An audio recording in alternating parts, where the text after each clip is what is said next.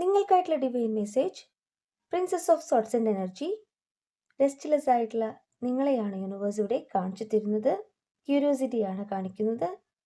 Learning new things എന്ന് cards പറയുന്നു.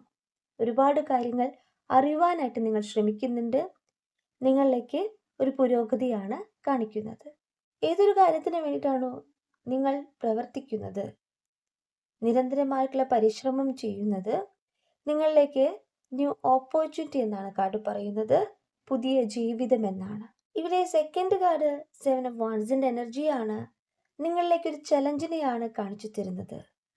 നിങ്ങൾ സ്വയം പ്രൊട്ടക്റ്റ് ചെയ്യുന്നു, സെൽഫ് ലവ് ചെയ്തുകൊണ്ട് നിങ്ങളുടെ കാര്യങ്ങളിലേക്ക് ഫോക്കസ് ചെയ്യുന്നു എന്ന് യൂണിവേഴ്സ് പറയുന്നു. നിങ്ങളിലേക്ക് വരുന്ന ഗ്രോത്തിനെയാണ് യൂണിവേഴ്സ് ഇവിടെ കാണിച്ചു തരുന്നത്. നിങ്ങൾ എടുക്കുന്ന ആക്ഷൻ നിങ്ങളുടെ ലൈഫിലേക്ക് പുരോഗതി തന്നെയാണ് കൊണ്ടുവരുന്നത്. സെൽഫ് എക്സ്പ്രഷനെ കാണിക്കുന്നു. നിങ്ങളിലേക്ക് ഒരുപാട് കാര്യങ്ങൾ, ഒരുപാട് ഐഡിയാസ് വരുന്നുണ്ട്. അതെന്ന് പറയുന്നത് നിങ്ങളിലെ പുരോഗതിയെ, നിങ്ങളുടെ ഫ്യൂച്ചറിനെ മുന്നിൽ കണ്ടുകൊണ്ട് തന്നെയാണ് എന്ന് കാർഡ്സ് പറയുന്നു. നിങ്ങൾ അർഹയാണ് അല്ലെങ്കിൽ അർഹനാണ് എന്ന് പറയുന്നു. എന്തിനു വേണ്ടിയിട്ട്? നിങ്ങളിലെ സക്സസിന് വേണ്ടിയിട്ട്. ക്യൂൻ ഓഫ് പെൻഡക്കിളിൻ്റെ എനർജിയാണ് മൂന്നാമത്തെ കാർഡ് പറയുന്നത്. നിങ്ങൾ ഒരു ഹീലർ ആണെന്ന് പറയുന്നു. സെൽഫ് മെയ്ഡ് പേഴ്സൺ ആണെന്ന് പറയുന്നു.